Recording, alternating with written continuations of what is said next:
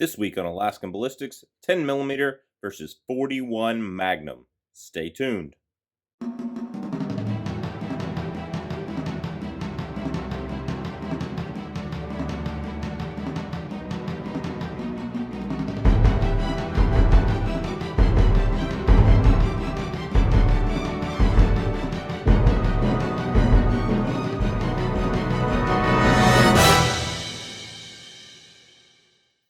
Welcome back to Alaskan Ballistics. Thank you for stopping by. We really appreciate it. I've always heard that 10mm is like a 41 Magnum. I've heard people say that all the time. And apparently it came close to the old 41 Magnum police load they used to use. And that's where the term and the comparison started happening. But when you really dig deep into it, 10mm is fun. It's fine. It's a great bear defense gun. But it is no 41 Magnum. Now, unfortunately, amongst my group of shooting friends, the only 41 Magnum we have is this 10-inch barrel Thompson Center Contender, and it's a nice pistol with a pistol brace, and I really like it. It's fun to shoot, and it seems to be working a lot better than when we first tried it on the channel. And we really didn't have anything to compare 10mm with until I got the 9-inch Lone Wolf barrel. So that's about as close as we're going to get. I looked at a 10-inch barrel. I had one on order, and then they said it didn't have a fully supported chamber, and it had polygonal rifling, and I wanted to make sure we could run the buffalo bore, so I went with the Lone Wolf 9-inch barrel. This was the video I specifically got this 9-inch barrel for. All the other videos are just icing on the cake. We're going to shoot 10mm versus 41 Magnum. We have the 265 grain buffalo bore outdoorsman right there. It's supposed to be getting 1350. We'll see what it gets out of the extra long barrel. But there it is, 41 Magnum. And for the 10mm, we've got the buffalo bore outdoorsman as well. And you can see 1200 is what it's supposed to get with a 220 grain bullet. So 220 grain versus 265 grain, both in extra long barrels. And here's a comparison of the rounds. So anybody that tells you a 10mm is a 41 Magnum, yeah, you need to watch this video longer. But you'll be surprised with the penetration. So stay tuned to the end. We got our redneck science test going on. Chronograph. Like, share, and subscribe, guys.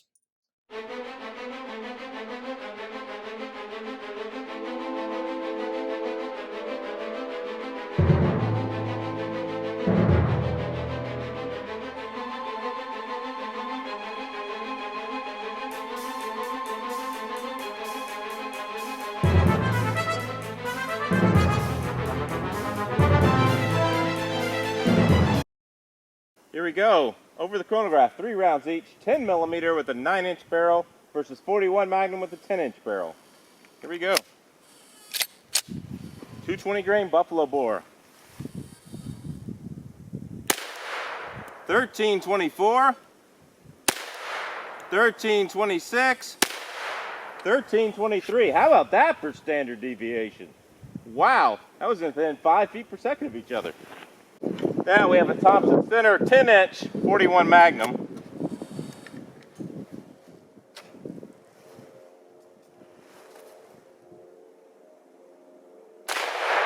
$16.11.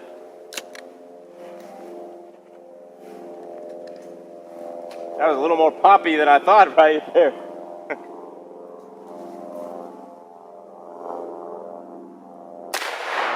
$16.57.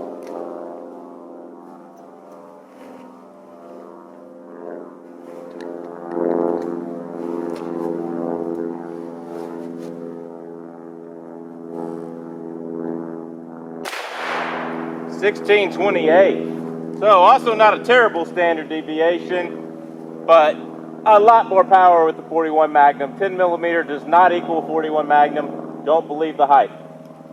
So here's our add-up slide. I will let you pause the video and look at the numbers yourself. The standard deviation of the 10mm buffalo bore outdoorsman. Man, that's a great standard deviation. And it's just not true that 10mm equals a 41 Magnum in their most powerful loads. 10mm has 56.46% of the energy that 41 Magnum has. This week's Shout out goes to 2A Gunsmithing and Firearms. All sorts of cool videos on how to gunsmith, shooting competition videos. Go check him out. Excellent content. Link in the description. Here we go. 10mm versus 41 Magnum. 9-inch barrel, 10mm. Let's see what we got. Dinner plate, wood, water jugs. Let's see what we got. All right. Let's see how we did.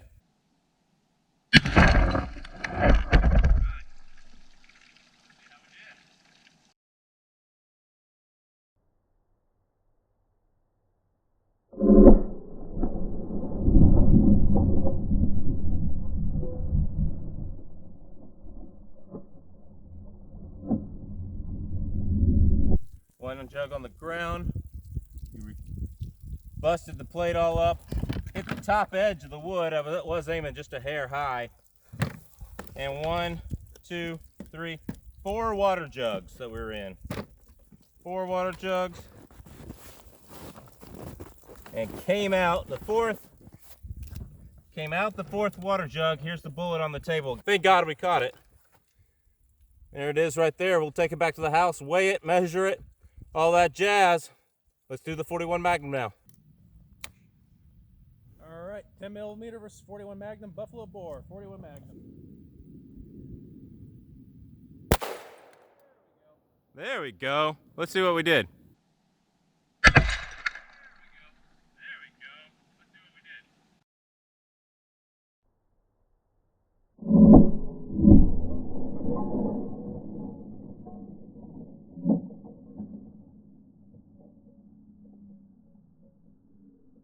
So Jason ended up dropping his shot a little low. Hit the same. I turned the same piece of board down, thinking we would hit higher, and he dropped the shot a little low. Sorry, but to embarrassing him on camera like that. But that's okay. I totally missed on take 1, so you know, whatever. I pulled a juke somehow. Anyway, 1 water jug, 2 water jugs at the bottom. He missed this jug. Like bullet went under this jug. There's nothing there. Okay. That's a trick shot. 3 in there. It did come out there, and it's laying on the table. So even though it went through less stuff because it didn't go through this jug, it actually penetrated less. I did not expect that from the Buffalo Bore 265 grain 41 Magnum. So look at that. Let's take it back to the house, weigh it, measure it, all that jazz. So one thing I really didn't notice until I watched the slow motion really carefully is that the 41 Magnum split the 2x4 that things were sitting on top of in half lengthwise.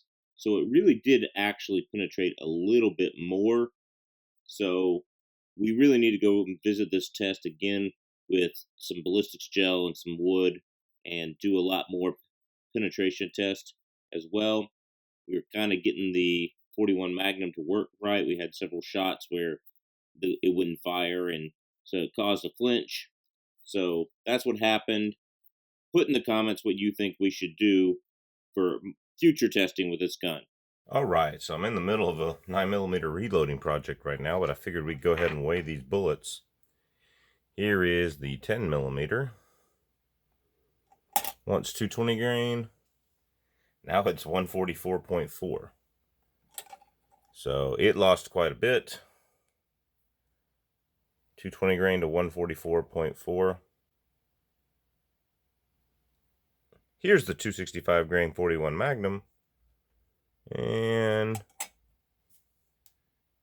196.3. So it also lost a lot.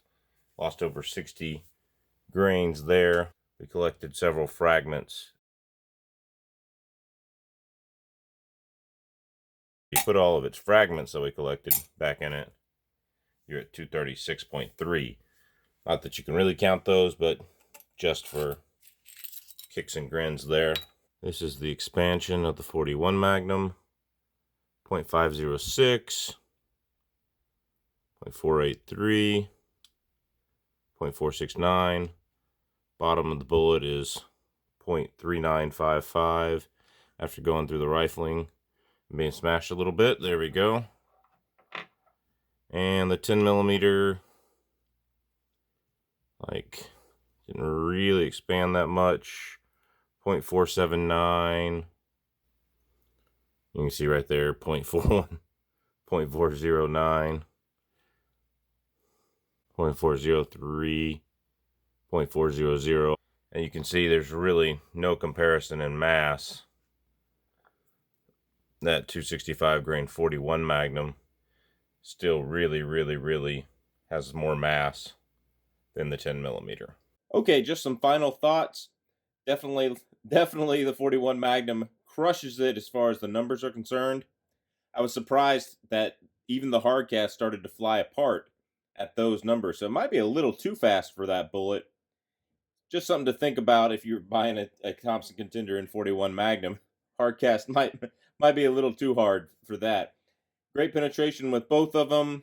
It'll definitely go through a bear skull and into the bear brain with either one of them. Obviously, the single shot here is not really a great bear defense gun with only being one shot, but for comparison to the ballistics, it's still a pretty good firearm. So, put it in the comments what you think. Like, share, subscribe. We're on Instagram, Facebook, Patreon, MeWe, all those places. The Jump. So we're on all those places. Go check us out. Alaskan Ballistics signing out. God bless. Take care. We will see you at the range.